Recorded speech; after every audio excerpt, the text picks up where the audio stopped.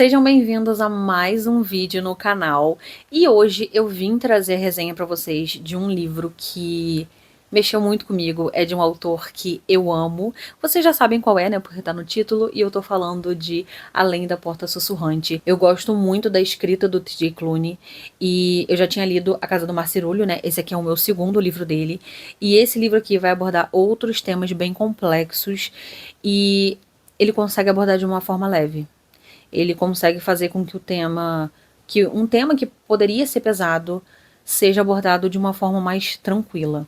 Aqui a gente vai acompanhar a vida do Wallace Price. Ele trabalha numa empresa e ele é um cara detestável, ele só pensa em trabalho, ele é extremamente frio, ele não tem empatia nenhuma pelas pessoas e ele não tem amigos, não tem relacionamento, porque a vida dele era só trabalhar. Inclusive, a primeira cena desse livro é ele demitindo uma funcionária porque ela cometeu um erro muito minúsculo. Sabe, a funcionária foi excelente durante anos, ela cometeu um micro erro e ele mandou ela embora. E aí, bem quando ela tá se abrindo com ele, falando pelo momento difícil que ela tá passando, ele demite ela. Pra acabar de vez com a vida da mulher, né?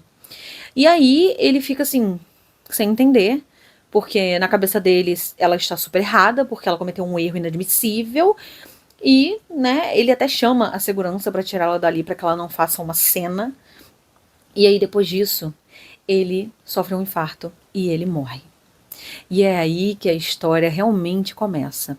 Esse livro, ele vai mesclar assuntos profundos, como eu falei, mas com toques de humor. Tem várias cenas aqui muito engraçadas. E o T.J. Klune, ele consegue escrever personagens muito cativantes. A gente vai acompanhar o Wallace depois que ele morre, né? Ele tá ali assistindo o próprio funeral. Aparece a May, que é ceifadora, para poder levar ele para fazer a travessia. E a travessia é numa casa de chá. E ele pode ficar ali por um tempo até ele se sentir pronto para abrir a porta e ir para a eternidade. Quando ele chega nessa casa de chá, ele vai conhecer o Hugo, que é o barqueiro.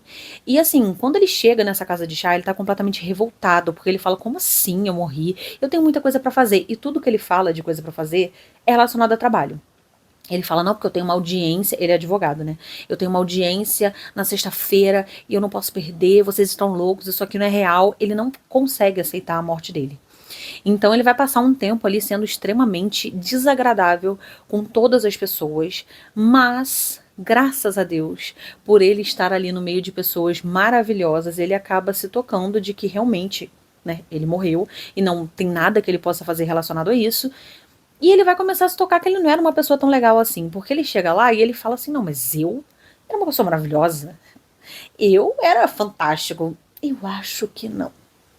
Eu acho que não, sabe? E outra coisa, né? Ele fica pé da vida. Porque ele tá assistindo o funeral dele. E aí, primeiro que não tem muita gente, ele fica: nossa, mas por que tá vazio, gente? Todo mundo me amava. A pessoa não tinha senso nenhum, né? E aí a situação piora quando a ex-mulher dele levanta e ele acha que ela vai fazer um discurso maravilhoso. Ele pensando assim: não, agora ela vai me exaltar. Gente, ela mete o pau nele. Mas ela fala tão mal dele que ele fica assim, constrangidíssimo. E aí ele começa a reparar que realmente ele não era uma pessoa agradável, sabe? Ele não tinha amigos porque, gente, quem vai querer ser amigo de uma pessoa insuportável? Não tem como. E sem contar que ele vivia pro trabalho 24 horas. Ele não tinha vida fora do escritório. Ele não sabia fazer nada além daquilo. E ele nem queria fazer nada além daquilo, sabe? Ele perdeu o próprio casamento justamente por conta disso. E a gente vai acompanhar ele aprofundando ali os laços com o Hugo. A gente vai ter o Nelson também, que é o avô do Hugo, que já morreu, e o Apolo, que é o cachorro do Hugo, que também já tá morto. Então, nesse livro, a gente tem pessoas vivas, pessoas mortas e pessoas que ficam nesse meio termo entre vida e morte, porque a ceifadora consegue tanto estar no meio dos vivos quanto no meio dos mortos, né? E aí, o que é interessante desse livro é que ele fala de luto de maneiras diferentes. Porque ele não vai falar só da parte da pessoa que perdeu alguém, mas vai falar do luto da própria pessoa que morreu, sabe? Da dificuldade dela aceitar, dela pensar que queria mais tempo, que pensar que ela teria mais tempo, né? Porque ninguém sabe a hora que vai morrer. A gente sempre acha que tem mais tempo e às vezes a gente não tem. E também na dificuldade de muitas pessoas em aceitar que aquilo aconteceu, que não tem o que fazer, não tem como reverter esse processo. E aí a gente acompanha espíritos que chegam lá e aceitam numa boa, espíritos que chegam revoltados, que chegam com muita raiva, inclusive, e as pessoas também que perdem, né? Porque ali funciona realmente como uma casa de chá. Né? Eles servem chás, cookies, bolinhos e tal. Então, algumas pessoas que vão ali estão passando pelo processo de luto e a gente vai acompanhar essas pessoas também. Como eu disse, o livro tem várias partes engraçadas. Eu me diverti muito, mas eu também chorei bastante. Me falaram que esse livro era de chorar, tá? Eu não fui pega de surpresa.